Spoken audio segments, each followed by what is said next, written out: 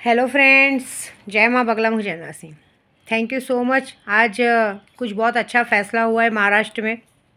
हमारी बातों का मान तो रखा गया। इतना इसका मतलब तो है कि हमारी वीडियो सब जगह पहुंचती है। मुझे आज किसी ने कमेंट बॉक्स में लिखा था कि माँ, आपके साथ पहले इतना सब कुछ बुरा हुआ तो भी आपने किसी पे एक्शन नहीं लिया। आपको नशा देने वालों ने, आप हमेशा यूट्यूब पे माया मैडम का नाम लेती है, बच्चा वो हो गया, ये हो गया, तो आपने कभी इस बात पे एक्शन नहीं लिया। तो मैं आप लोग को बताती हूँ मैं किस पे एक्शन लूँ। जब अगर हमारे अपने ही अपने दुश्मन बने तो कैसे एक्शन लूँ।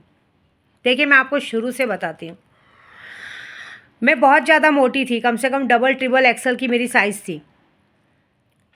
उसके बाद मुझे पतले होने का बहुत शौक था और सबसे बड़ी बात, मैं पैसा बहुत कमा रही थी क्योंकि यूट्यूब चैनल मेरा चालू था। देश विदेश से मुझे काम आते थे। मैंने एक ऑफ़िस खोल दिया था। तभी मेरा गुमस्ता लाइसेंस था ऑफिस का। बहुत सारे लोग मुझसे मिलने आते थे। मेरे पास लोग आके 10-10, 15-15 लाख रुपए मेरे मंदिर में पड़े रहते थे। उसकी वजह से मेरे पास स्टाफ काम करते थे 10-12। सब लोग को मैं नज़र में आ चुकी थी। खुद के मेरे अपनों के नज़र में आ गई थी। तो मुझे पतला होने का बड़ा शौक़ था। उसके चक्कर में कुछ लोगों ने, मैं किसी का नाम नहीं लूँगी, लेकिन कुछ लोगों ने मुझे नशे के चक्कर में डाला। फिर उस नशे के चक्कर का आदी बनाया। उसी चक्कर में ये जो मैंने बताया था मुसलमान आरिफ शेख और इनका पूरा गैंग आया था। उसको जिसने भेजा उनका नाम नहीं बताऊंगी क्योंकि एक टाइम उन लोग ने बहुत सेवा भी की थी और अभी लोग मर चुके हैं, तो मरे हुए का नाम लेके कोई मतलब नहीं। फिर जब उस मुसलमान को पता चला कि मेरी कमज़ोरी की, मुझे लोग मारना चाहते काम थे, तो उन लोग ने मेरी कमज़ोरी पकड़नी शुरू की, मुझे और ब्लैकमेल करना शुरू किया, मुझे आदी बनाना शुरू किया। फिर उसने अपने एक दोस्त को भेजा मुझे संभालने के लिए, जिसको आजकल आप मेरे पति के रूप में देखते हैं। इरफान भाई के रूप में एक इंसान मेरी ज़िंदगी में आया। बाद में मुझे पता चला कि उसका नाम प्रदीप है। सरनेम नहीं लूँगी मैं उसका, क्योंकि कैसे जातिवाद पे बात आ जाएगा। एक ने मुझे नशे में डाल के देते तो दोनों जन मिलके थे। मैं ऐसे नहीं बोलूँगी कि मुसलमान अकेले दोषी था। उस मुसलमान के साथ उसके पूरे एरिया के लोग भी थे, जिनका नाम मैंने बहुत बार लिया है, कंप्लेंट की है। और उसी में जिसके साथ आज मैं रह रही हूँ अपना पति बना के, वो पति भी उस महान इंसानों में शामिल था। सबसे पहले वही। देखिए, मैं मुंह उठा के नहीं गई थी उनके एरिया तक या उनके घर तक, झोपड़पट्टी तक। बंगले में रहने वाली को शौक़ नहीं था झोपड़पट्टी में जाने का। वो आए थे हमारे घर तक। उन्होंने एक अकेली औरत का, जिसको सब मारने पे तुले, उसके खुद के अपने उसको मारने पे तुले, उसका खुद का पति ऊपर कुंडी लगा के सो जा रहा है मरने की खबर आने के लिए, उस अकेली औरत को जब एक सहारा नज़र आया तो उस सहारे को पकड़ने के लिए उसको किसी से प्यार हो गया। लेकिन उस प्यार का सामने वाले ने ऐसा फ़ायदा उठाया कि नशा दे के महीनों तक उसके साथ, कहते ना, रहा। क्योंकि उस नशे की दुनिया में मुझे तो होश था नहीं ना। उस वक्त तो मुझे बस यही लग रहा था कि यही मेरे भगवान है, यही मेरे सब कुछ है। इस तरह से गंदी तरीके से आदी बना दिया था। मेरे शरीर पे जो टैटू बने हैं ना, वो उस नशे की दुनिया को छुपाने के लिए, मतलब जो नशे से इंजेक्शन से मेरे हाथ वाथ सड़ गए थे, मेरी सारी नसें ब्लॉकेज है, उस नशे को छुपाने के लिए मैंने वो टैटूज़ बनाए हैं। उसमें से वो मुसलमान दोषी नहीं है। उस दोषी मेरा पूरा, जो आज की तारीख में मेरा पति बन के घूम रहा है, वो बराबर का दोषी है। लेकिन वो बचता है इसलिए कि मैं ऐसे प्यार करती हूँ। और उसमें सबसे बड़े दोषी है उसके पूरे के पूरे उसके घर वाले। पहले मुझे नशे की दुनिया में डाला। फिर अचानक से ऐसा हुआ कि जब मैं प्रेग्नेंट हुई, आप सबको खुशखबरी दी थी, तो मैंने प्रेग्नेंट होके मैंने जब वो खबर पहुंचानी चाहिए, तो मेरे जो महान पति हैं, उनके भाई के पास जब मैसेज किया तो उनके भाई ने क्या जवाब दिया मालूम है? जो हुआ सो हुआ, अब उनको बोलो भूल जाए। आप सोचो, एक आदमी जिसकी पहली बीवी है, 5 साल बाद उसको बच्चा होने वाला है, उसको पता है कि मेरी बीवी 5 साल के बाद प्रेग्नेंट हुई है, बच्चा होने वाला है, वो अपनी बीवी को धोखा दे के विद्या देवी जैसी औरत मिल रही है, पैसे वाली, नशे की दुनिया में है। और दूसरी बात है कि ऐसे गुंडों के साथ रह रहे हैं। हाँ, अपना सरनेम और अपना हिंदू नाम छुपा के, मुसलमान लेके नाम लेके घूम रहे हैं। एक औरत को चीट कर रहे हैं। और चीट करने के बाद पता है क्या बोला है अपने समाज में जाके ये बात नहीं बताई कि मैं अपने दोस्त के साथ मिलके एक औरत को बर्बाद कर रहा था। उल्टा समाज में जाके ये बताया कि ये लोग मुझे नशा दे रहे थे, ये लोग मुझे घर जाने नहीं दे रहे थे। कोई छोटा बच्चा है? सोचो। मुझे ऐसे दिन पे, मैं क्यों 18 मार्च को काला दिन मानती हूँ। 18 मार्च को मुझे अलग कर दिया गया था। मैं तो कैसे है ना, कहते हैं ना, ज़िंदगी में पहली बार प्यार हुआ था, प्यार में पागल थी।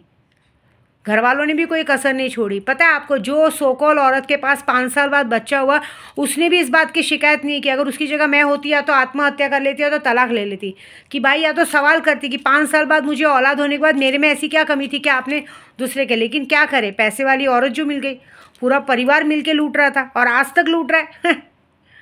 पता है आपको, तो भी वो मुसलमान कैसा भी था, लेकिन कभी उसने मेरे को किसी के सामने जलील नहीं किया, किसके सामने गाली नहीं दिया। लेकिन आज मैंने जो गंदगी खाई है, जो मेरे साथ आज की तारीख में पति के तौर पे रहता है, वो इंसान आज अपने दोस्तों के लिए कभी भी, जैसे एक विद्या देवी से पूरी दुनिया डरती है बात करने पे, लेकिन ये इंसान कभी भी अपने दोस्तों के लिए, मुझे कहीं भी, मुझे ही नहीं अपनी पहली बीवी को भी दोस्तों के लिए गाली दे देता। उनके एरिया में एक आदमी है जो अभी हमारी शादी में भी आए थे, शादी में भी 3 बार हो चुका है, सैलानी में 3 बार ऐसा हो चुका है कि वो अपने एक दोस्त के लिए सबको गाली देता है, सबको करता है। मतलब ये लोग गे टाइप है, इनको औरतें भी चाहिए, आदमी भी चाहिए, मेरे को तो ऐसा लगता है। शायद ये अपनी औरतों पे हाथ भी उठा देते हैं। उस दोस्त की बीवी ने खुद मेरी पहली जो, मतलब भाई सौत तो सौत होती, मेरी सौत को पहली बार बताया। वो पूछने भी लगी कि तुम मुझसे बात क्यों नहीं करती हो, तो उसने बोला कि मेरा पति कहता है कि तुम अच्छी औरत नहीं हो, तुम सुबह बच्चा उठा के कहाँ जाती हो और रात को आती हो, तुम अच्छी औरत नहीं हो। वो बात मैंने जब बताया अपने पति को कि तुम्हारे वो पहली वाली के लिए तुम्हारा दोस्त ऐसी बात कर रहा है, तो उस इंसान ने अपने दोस्त का कॉलर पकड़ना ज़रूरी नहीं समझा, उल्टा अपनी बीवी को रात भर टॉर्चर किया कि तूने मेरे दोस्त का नाम कैसे लिया, तूने सुना क्या बोलते हुए। ये बंदा ऐसा है, और ये अपने आप को उस मुसलमान से कंपेयर करने की कोशिश करता है आज की तारीख में। वो कैसा भी था, लेकिन कभी किसी की औरत के लिए गलत बात नहीं बोली उसने, कभी किसी औरत के साथ गलत बर्ताव नहीं किया। मुझे कहा जाता है कि तू मुझे हर औरतों से जोड़ते हैं। देखो एक बात बताओ, मेरे साथ जो हुआ है ना, वो ऐसी दुर्घटना थी, ऐसी ट्रेजिडी थी ना, जो भगवान करे साथ दुश्मन के साथ भी ना हो।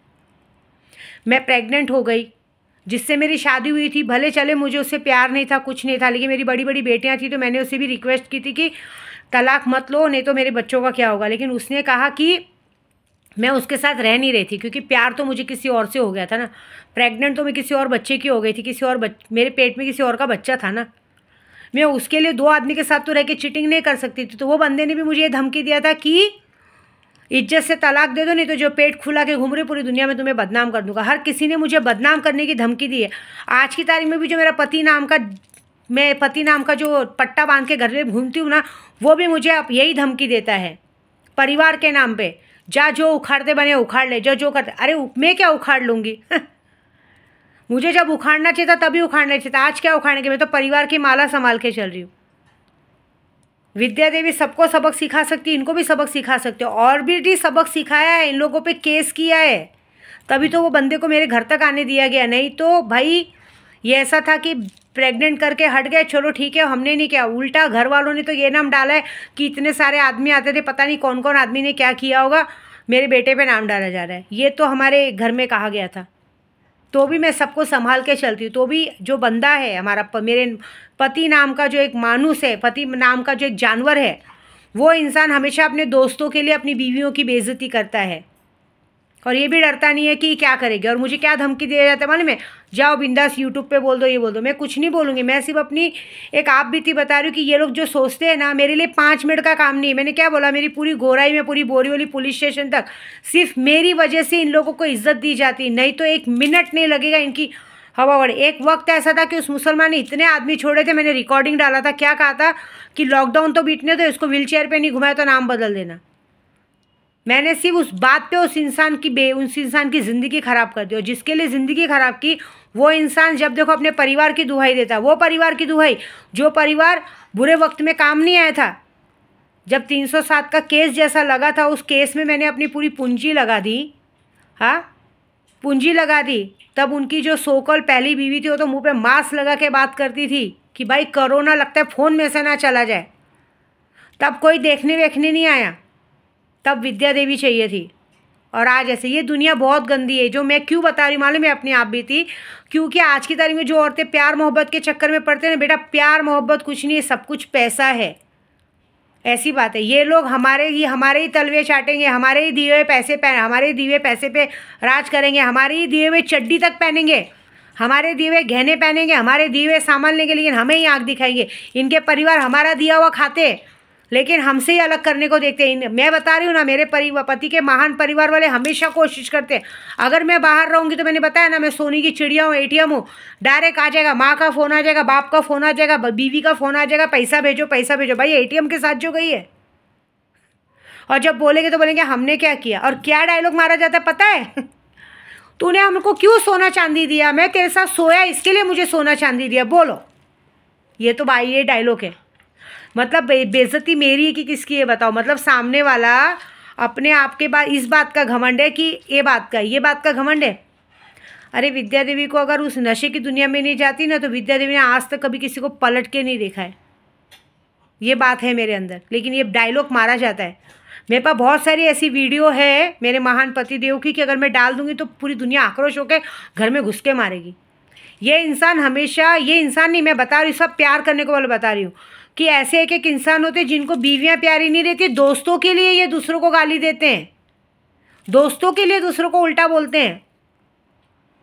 इनकी माँ बहनों को बोले तो बुरा लगेगा, दूसरों की माँ बहन फालतू पड़ी है, दूसरों की बेटियाँ फालतू पड़ी हैं। हाँ, दूसरों की बेटियों को बोलेंगे और बोलेंगे हाँ ठीक है भेज दे। इतना दम है क्या, ये बताओ।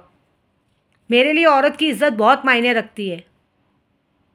क्या बोलेंगे कभी, कितने मर्द क्या बोलेंगे, कभी हमको काम वाली से जोड़ते, इससे जोड़ते, उससे। अरे हम आंखों देखी जो देख रहे तो कैसे करें। तुम अपने शिष्टाचार में रहो ना। अगर हम औरतें किसी आदमी से सिर्फ फ़ोन पे बात भी कर ले तो हमें गाली दी जाती। तुम बाकायदा चिपक के बैठोगे, फालतूगिरी करोगे तो हम तुम्हें बोल भी नहीं सकते। और ऊपर से धमकी क्या दी जाएंगी मन में, जा बोल दे, जा जो उखाड़ना है उखाड़ ले। सीधी बात है ना भाई। एक बेईमान आदमी जो खुद के अपने घर का नहीं हुआ, जो 5 साल बाद पैदा की हुई, 5 साल बाद एक औरत ने बच्चा पैदा किया इसलिए कि वो बांझ न कहलाए, जब वो उस औरत का नहीं हुआ तो मेरा क्या होगा या हम जैसी औरतों का क्या होगा। सीधी बात है। जिसे 10 हांडी में मुंह मारने की आदत हो किसी का नहीं हो सकता। ये सारे प्यार करने वालों को बोलूँगी, मर्दों पे भरोसा मत करो, मर्द किसी के नहीं है। ये तो ये घमंड खाते हैं कि अगर आपने इनको सोना चांदी गहना कपड़ा दिलाया तो क्या घमंड खाते हैं कि मैं तेरे साथ सोया, तुझे खुश किया इसके लिए। मतलब सोचो, इन्होंने अपना कैरेक्टर कॉलगर्ल वाला बना दिया है। एक बार एक टार्जन ने बात कही थी कि धंधे वालियाँ पैसा लेके काम करती हैं और ये लोग मतलब दिन दहाड़े शरीफ बन के पैसा लेके, आज की तारीख में बॉयफ्रेंड को गर्लफ्रेंड पैसा देते और पैसा लेके ये लोग गर्लफ्रेंड को खुश करते और पैसे लेते। सोचो क्या औकात है। वाह, तालियां बजानी चाहिए। और ऊपर से मारधाड़ करेंगे अलग और बोलेंगे ऐसा। कितने अच्छे संस्कार है ना। तो ये बात है। क्या करें बताओ। मेरे को किसी ने पूछा कि मैम आप इस पे एक्शन, मैंने एक्शन लिया है, बहुत बार एक्शन लिया, लेकिन एक्शन लेने से कुछ मतलब है क्या। एक्शन लेने से सामने वाला सुधरेगा क्या। सामने वाले को छोड़ो, सामने वाले के घर वाले तो सोचो कितने वो है जलील कि उनका बेटा किसी को जाके खुश करता है। वो जो खुश करके पैसे लाता है, उस पैसे से ये लोग अपने घर में अपने बच्चों को खाना खिलाते हैं, वो करते हैं। बताओ, खुद के घर का नहीं देखते। ये बात में मुझे बोलने की ज़रूरत नहीं, पूरा गोरा ही जानता है ये बात को। लेकिन एक बात बोल रही हूँ, जिस तरह से आप लोग आदमी लोग औरतों की बेइज्जती करते हो ना, ठहर जाओ। दोस्तों के लिए अपनी औरतों को गाली गलौज मारा पीट मत करो। दोस्त नहीं बोल रहे गाली गलौज मारा पीट करने के लिए। अरे आप लोग गे होंगे एक दूसरे की गांड मारते होंगे, वो आप लोग में चलता है। क्योंकि नशे में आदमी को क्या पता चला औरत बैठी कि दोस्त बैठा, पता नहीं। लेकिन अपने दोस्तों के कारण औरतों को तो मत टॉर्चर करो, औरतों को तो मत टारगेट बनाओ। ये तो सोचो, कहाँ गए थे उस वक्त आपके घर वाले जब आपको नशे में छोड़ दिया गया था, पागल के जैसे पत्थर की लाइन गिन रहे थे। कहाँ गए थे उस वक्त घर वाले। और बोलेंगे तो क्या बोलेंगे, बार बार बात सुनाते। सच्ची बात है, बात सुनाने से अच्छा छोड़ दिया होता। काहे के लिए मगजमारी, क्यों घू खाया, क्यों 307 के केस से आज़ाद कराया, रहा होते 15-20 साल। पता है इनको अपनी खूबसूरती पे बहुत घमंड है। ये बात पता नहीं है कि जो तुम लोगों ने 10-15 लाख के गहने पहने ना, गहने पहन के घूमने पे कचड़े वाली भी रहेगी ना, वो भी तुम्हारा पैर का तलवा धो के पिएगी कि भाई इस दुनिया का सबसे हैंडसम आदमी है, बाकी कुछ भी नहीं है। मर्द किसको कहते हैं मालूम है। मर्द उसको कहते हैं कि अगर हमारी औरत को मेरा दोस्त भी गाली दे रहा है ना, उसका उसी जगह पे उसको फाड़ के फेंक दो। लेकिन मर्द वो थोड़ी होता है कि उसको पता है कि इस दोस्त ने मेरी बीवी को गाली दी है, इस दोस्त की वजह से मेरी बीवी से मेरा लड़ाई हो रहा है, तो भी उसके साथ इंसान उठ रहा है, बैठ रहा है, खा रहा है, पी रहा है। तो उससे क्या कहते हैं आप लोग डिसाइड करो। उसे इस दुनिया का सबसे बड़ा नामर्द इंसान कहते हैं, इस दुनिया का सबसे बड़ा नीच इंसान कहते हैं, जो इंसान अपने दोस्तों के लिए अपनी बीवी को टारगेट करते हैं। और ऐसे लोग कभी आगे नहीं बढ़ते, कभी आगे नहीं बढ़ते। याद रखना, मेरी आप बीती पता कि कोई मतलब नहीं है। हर औरतों को सुधरना पड़ेगा। हर औरत को अगर मारना है तो झांसी की रानी बनो। अगर एक आदमी एक झापड़ मारता, पलट के 2 झापड़ मारो, समझे? उसको उसकी औकात याद दिलाओ। तेरी औकात इतनी है कि तू मेरे साथ सो, मुझे खुश कर और पैसे ले और गेट आउट हो, जाके अपने परिवार को खिला। ये उनकी औकात है, ये औकात याद दिलाने की बात ही है। और अगर वो दोस्तों के लिए हमें गाली दे रहे हैं ना, तब सीधा पुलिस स्टेशन में एक 50,000 की गड्डी पहुँचाओ और भेज दो कि भाई इन दोनों को भेजो गांड मरवाने के लिए, बात ख़त्म। ऐसा। और ना सुधरे तो मेरे पास आओ। मैंने तो ऐसे भी, मेरे पास आने की जरूरत नहीं, मैंने नमक के ग्लास का काम सिखाया है ना, करके कर दो, बात ख़त्म। न रहेगा बांस न बजेगी बांसुरी। मैंने तो ऐसे ऐसे लोगों को नपुंसक करा है, सबकी बात क्या करूँ मैं। अभी आप खुद की बात बताती हूँ कि जो इतना इंसान मेरे सामने घमंड दिखाता है, मैंने ऐसे ऐसे लोगों का घमंड चूर किया है कि क्या बोलूँ मैं आपको। कि मैंने ऐसा नपुंसक किया कि रात को पीने के बाद आदमी का खड़ा ही नहीं होता है। औरतें भले सहलाती रह जाएंगी, खड़ा ही नहीं होगा, महीनों तक घंटों तक कुछ करते रहेगा, कुछ होगा ही नहीं। होश आने के बाद भी बड़ी मुश्किल से हुआ तो हुआ। मैं ऐसी हूँ, मैं तो ऐसा नपुंसक करके छोड़ती हूँ, ठीक है। और आगे जो करूँगी वो भी बहुत बड़ा करूँगी, क्योंकि मुझे टारगेट करेंगे ना तो मुझे बहुत बोलना आता है। मेरे पास हर बात का सबूत है। तुम्हारे पास सबूत है क्या मेरे लिए? करके बताओ, बस बात ख़त्म, ठीक है। जय माता दी।